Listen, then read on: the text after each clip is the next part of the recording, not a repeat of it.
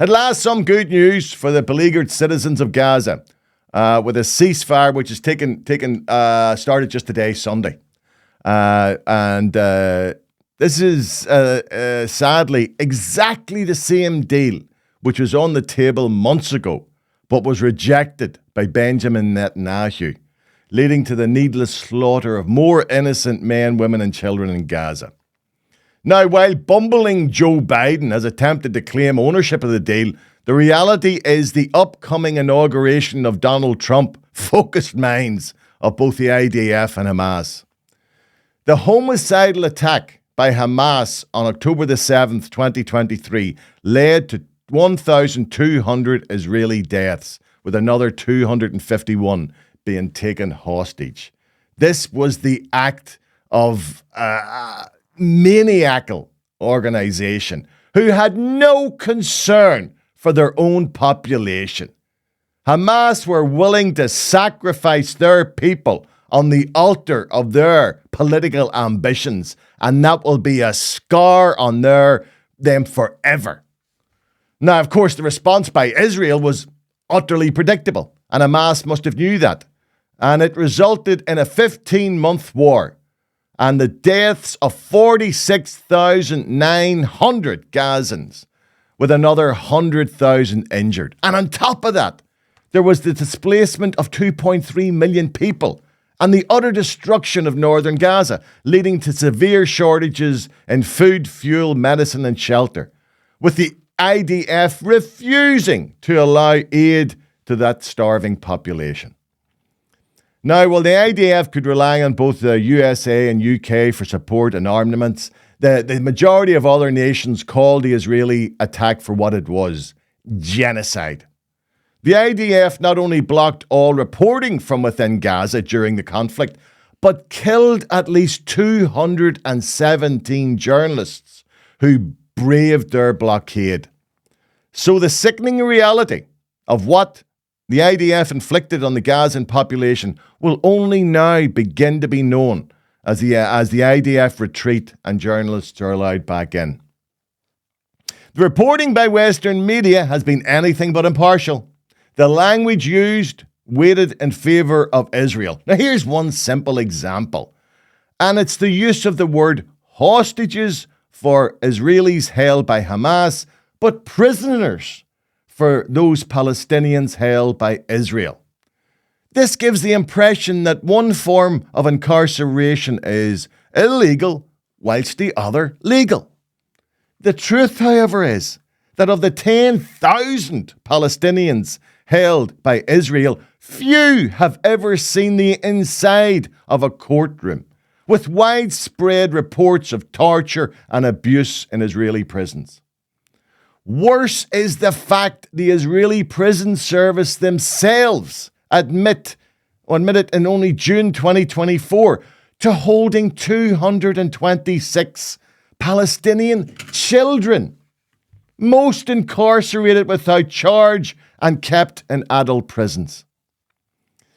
It has also been independently verified by the BBC that the supposed humanitarian zone set up by the IDF was bombed by that same army almost 100 times since May. Another verifiable fact is that 70% of the 46,900 Gazan fatalities were innocent women, men, and children. 40% of that number being children. The youngest victim was a one-day-old boy, and the oldest was a man of something like 97 years. Now, with over 46,000 killed in just 467 days, that's a daily rate of 100 killings a day. And even with the ceasefire announced, Benjamin Netanyahu's bloodlust continued, with attacks in the days leading up to the ceasefire, resulting in over 100 more civilians murdered. It's not just me, people. It's not just the Arab world.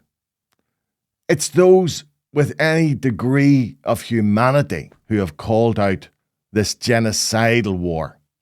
So I'll leave you with part of a report from Mr. Volker Turk, the United Nations Commissioner for Human Rights, on the reality of what has happened in Gaza. You can find the full report at this link if you fancy to listen to the whole thing. I now give the floor to Mr. Volker Turk.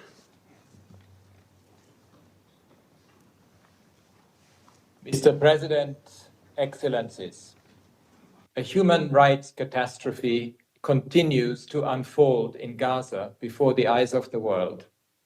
Israel's means and methods of warfare have killed tens of thousands of people, inflicted vast displacement, and laid waste to the territory. This has raised utmost concerns about compliance with international law. A recent report by my office covering the period between 7 October 2023 and 30 June 2024 documents patterns of attacks on hospitals, starting with Israeli airstrikes, followed by raids by ground troops, the detention of some patients and staff, the forced removal of others, and the withdrawal of troops, leaving the hospital essentially non-functional. The report also details the killings of patients, staff, and other civilians. Hamas and other armed groups continue to launch sporadic and indiscriminate attacks on Israel and reportedly to expose civilians and civilian infrastructure, including health facilities, to attack by operating amongst them, which is totally unacceptable. The protection of hospitals during warfare is paramount and must be respected by all sides at all times.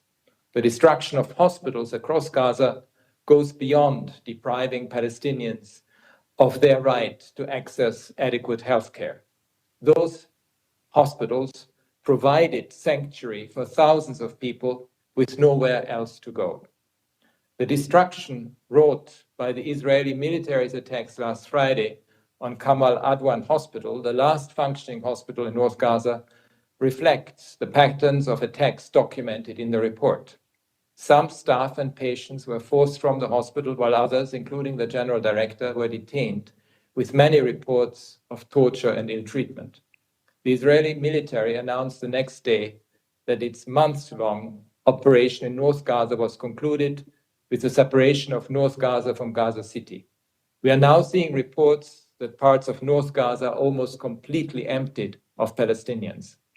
We have repeatedly warned that Israel's military operations in North Gaza place the entire Palestinian population of the governorate at risk through death and displacement.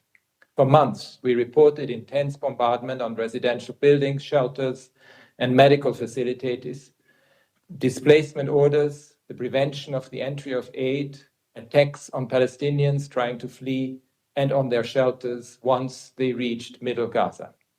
Across Gaza, Israeli military operations in and around hospitals and associated combat have had a terrible impact precisely at a time of massive demands on healthcare due to the ongoing conflict. They have been particularly devastating for certain Palestinian civilians. 6 babies have reportedly died of hypothermia in the past few days alone. Women, especially those who are pregnant, have suffered gravely. Many women have given birth with little or no support, increasing risks to both mother and child. My office has been told that newborns have died as a direct result of this lack of care. According to the Ministry of Health of the State of Palestine, more than 100,000 Palestinians have been injured in Gaza. Many of these wounded people have died while awaiting treatment because of lack of access to healthcare. All this is occurring against the backdrop of increased obstacles placed before the United Nations and other humanitarian agencies in bringing aid, including urgent medical supplies into Gaza and distributing them across the territory.